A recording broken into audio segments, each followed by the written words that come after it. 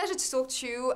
This film is quite special. I mean, first of all, you know, the training that is required for those movies is quite drooling. But as Jake said, quite interesting as well, because you get to learn more about your body and how it functions on zero gravity, right? It is body awareness. What I found interesting is also trying to create your own character and how your character moves. I mean, you don't walk the same way I walked, which means we wouldn't float or move in the same way. And also what I found interesting, Alexander Reynolds, the movement coach, we talked about sort of Jake's character has been in space for so long that he kind of becomes one with the ISS. He knows every corner. It's like a master chef in a kitchen. Yeah, exactly. He doesn't need to, you know, he knows his way around. He knows his, exactly. Whilst my character's new on the spaceship. So she hasn't really found her sort of her comfort zone, her areas.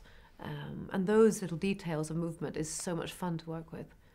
Did you find it very psychological as a role? Obviously, this is a camera that's very close to you. This is a type of anxiety that the characters are going through that is at another level. Yeah, well, seeing it, yes, I agree. But filming it, I mean, they have different lenses, so they're still quite far away. Yeah. And also what shocked me is the kind of the closeness, the cocooned, claustrophobic sort of atmosphere, but that I didn't really feel. I mean, I have claustrophobia whilst shooting, because the sets were built by Nigel Phelps, who is phenomenal set decor. Everything was real, every button, every little cable, but still space to move and do long shots, and things are twisting and turning. I mean, there's no upside down. So I somehow, even if it was so small and tight, it felt spacious, filled with possibilities. Those space films are quite metaphorical. They, you know, they always have like themes and subtext and stuff like that. What is it mostly about in life for you?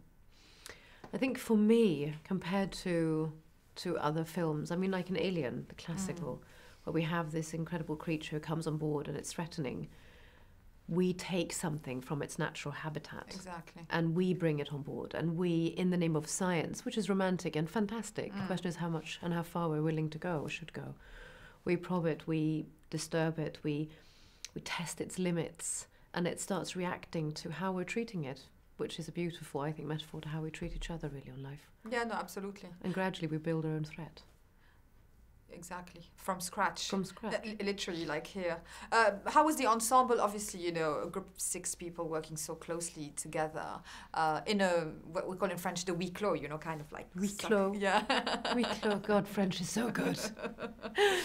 Does that mean small, it means contained being in a area? very small, contained area, like claustrophobic, and, you know, you could just speak it's very French. Agatha Christie, basically. Yes. No, it is. And I think these are incredibly professional actors. I mean, Jake is exquisite in his choices of characteristic traits.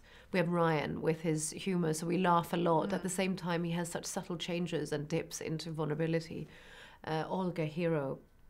Everyone is so good at their craftmanship, and everyone needs to be to make this work. Even cameramen and focus pullers and audio and sound and directors. Everyone they're exquisite at their job, and they need to be.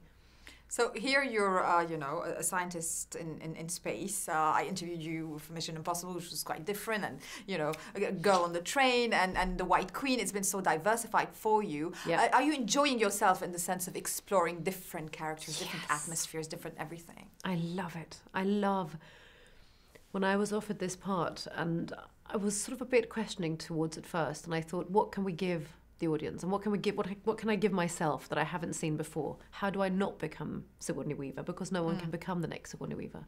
She's done it. Capo de tutto capo. But to study things that I wouldn't normally study, call microbiologists, have discussions with people sending things up into space. It's not a thing I would do on a Tuesday afternoon, really, or study the psyche of what are the tests, the psychological aspect of going out into space. I mean, the physical is one thing, but what is it like? What is it like going out into space and separating yourself from a safe environment like home? I find that really interesting, human behavior. No, absolutely. Another world completely. Completely other world.